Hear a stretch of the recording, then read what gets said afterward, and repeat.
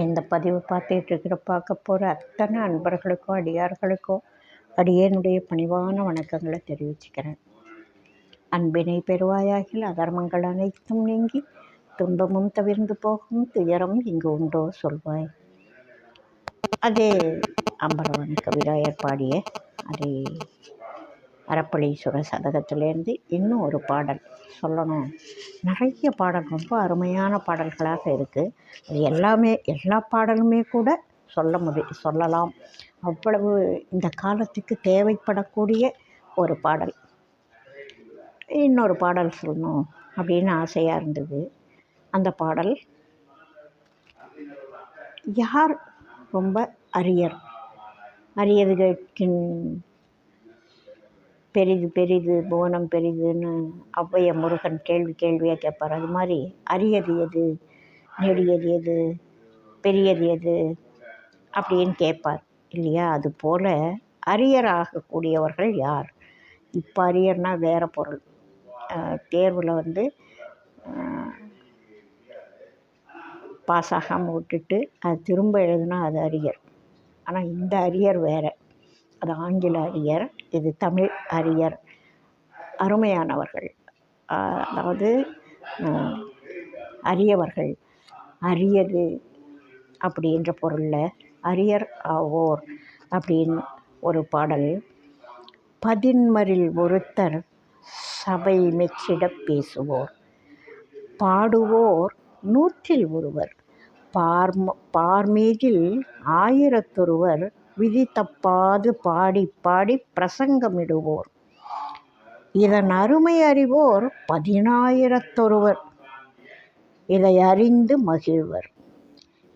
ஈகின்ற பேர் புவியிலே அருமையாகவே இலக்கத்திலே ஒருவரம், துதி பெருக வரும் 3 காலமும் அறிந்த மெய் தூயர் கோடியில் ஒருவரம், தொல்லுலகு புகழ் காசியே காமிகள் கைலை சூழும் அவிநாசி பேரூர் அதிகமுள வெண்காடு செங்காடு காலத்தி அத்தனே அருமை மதவேள். இந்த கோவில்களில் எல்லாம் திருப்பதிகளில் எல்லாம் குடிகொண்டுள்ள அருமை மதவேள், அனுதினமும் மனதில் நினை தரு சதுர கிரிவலர் அறப்பளீஸ்வர தேவனே அப்படின்னு ஒரு பாடல் சொல்வார்.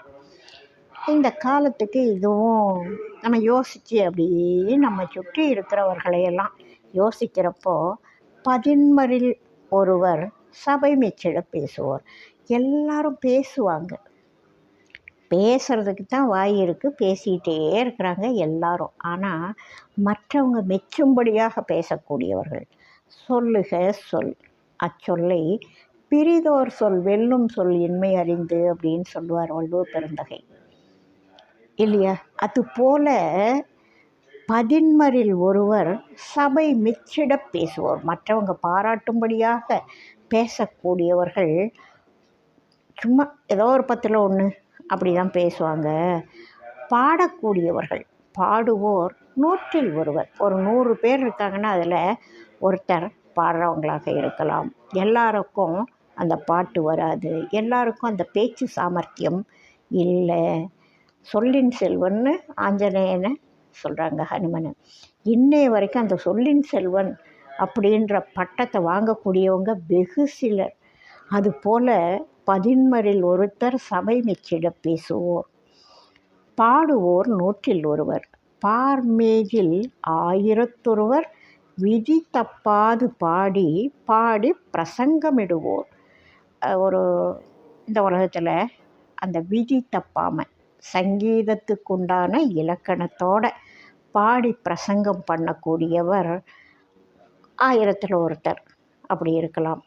இதன் அருமை அறிவோர், இந்த சங்கீதத்தோட அருமை, பாடுறதோட அருமை, அதை தெரிஞ்சு ரசித்து அனுபவிக்கக்கூடியவர்கள். பாட்டுக்கு யாரோ ஒருத்தர் பாடிக்கிட்டே போவாங்க, எல்லாரும் அந்த பாட்டை கேட்டாங்களான்னு பார்த்தீங்கன்னா இல்லை. திரைப்பட பாடல்களில் இன்றைக்கி இருக்கிற கவர்ச்சி வேறு, அவங்க முறையான சங்கீதத்தை சொல்கிறாங்க. இதன் அருமை அறிகுவோர் 10,000 பாடக்கூடியவங்க கூட 1000ல் ஒருத்தர் பாடிடுவாங்களாம். இதன் அருமை அறிகுவோர் 10,000 இதை அறிந்து இதயம் மகிழ்வார். அவங்க அந்த மனசெல்லாம் மகிழ்ச்சியாக இருப்பாங்க அந்த பாடல்களை கேட்குறவங்க. ஈகின்ற பேர் புவியிலே அருமையாகவே இலக்கத்திலே ஒருவர், லட்சத்தில் ஒருத்தர் தான் ஈகை குணம் உடையவங்களாக இருப்பார்கள். துதி பெருக வரும் 3 காலமும் அறிந்த மெய் தூயர் கோடியில் ஒருவர். 3 காலமும் உணர்ந்து சொல்லக்கூடியவர்கள் கோடி பேர் இருக்காங்கன்னா அதில் ஒருத்தருக்கு அந்த தூயவர் இருக்கலாம். அவருக்கு முக்காலமும் உணர்ந்து இருக்கலாம். இந்த கணக்குகள்லாம் இப்போ மாறி இருக்கும். ஆனால் இவங்கெல்லாம் அருமையானவர்கள்ன்றதுக்கு எப்பவும் உண்மையான கணக்கு தான்.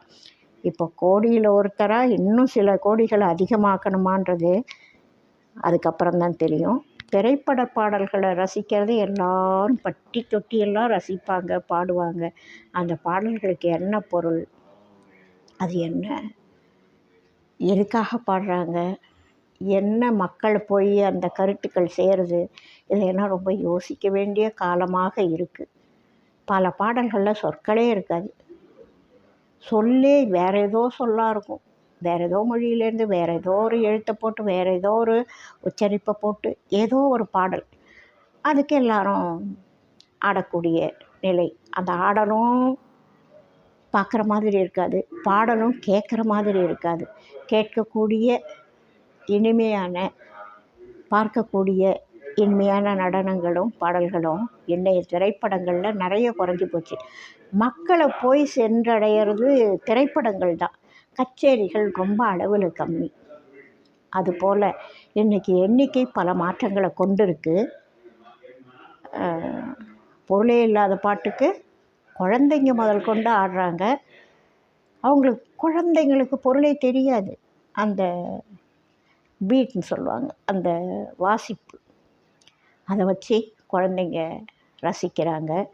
ஆனால் அது நல்ல ரசனையாக என்னால் ஏற்றுக்கொள்ள முடியாது, என்னுடைய வயது காரணமாக.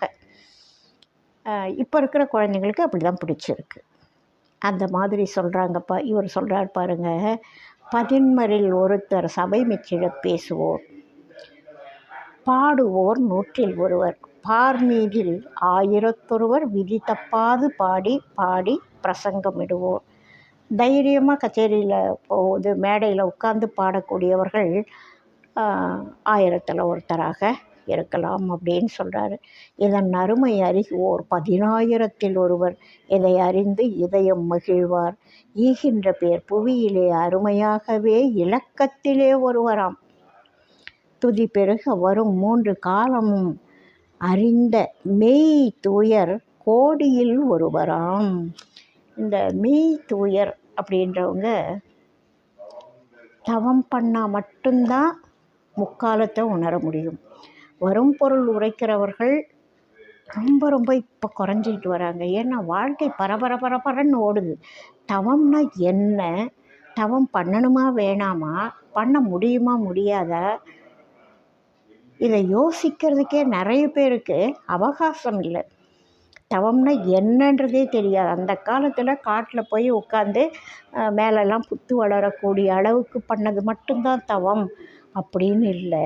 வாழ்வியல் தவம் நிறைய விஷயங்களை புரிஞ்சிக்கிறது, விட்டு கொடுக்கறது, அனுசரிக்கிறது, எல்லாம் இறைவன் செயல் அப்படின்னு நினைக்கிறது. ஆசை, கோபம், பொறாமை, வள்ளுவ பெருந்தகை சொல்லுவார்ல, அழுக்காறு அவா வெகுளி இன்னாச்சொல், இதையெல்லாம் நீக்கணும், இதெல்லாம் இழுக்காக இயன்றது அப்படின்னு சொல்லுவார். அதுபோல் இந்த ஆசை, கோபம், பொறாமை இது எல்லாத்தையும் நாம் நீக்கிட்டு வாழக்கூடிய வந்ததை ஒப்புக்கொள்வாய் அப்படின்ற டிபட்டி சுவாமிகள் சொல்லுவார். எது நமக்கு, ஆலீஸ்வெல்னு ஒரு படத்தில் சொல்லுவாங்க, எது நமக்கு கிடைச்சிதோ அது நமக்கு விதிக்கப்பட்டது, நமக்கு கொடுக்கப்பட்டது. எது நமக்கு கிடைக்கலையோ அது நமக்கு மறுக்கப்பட்டது.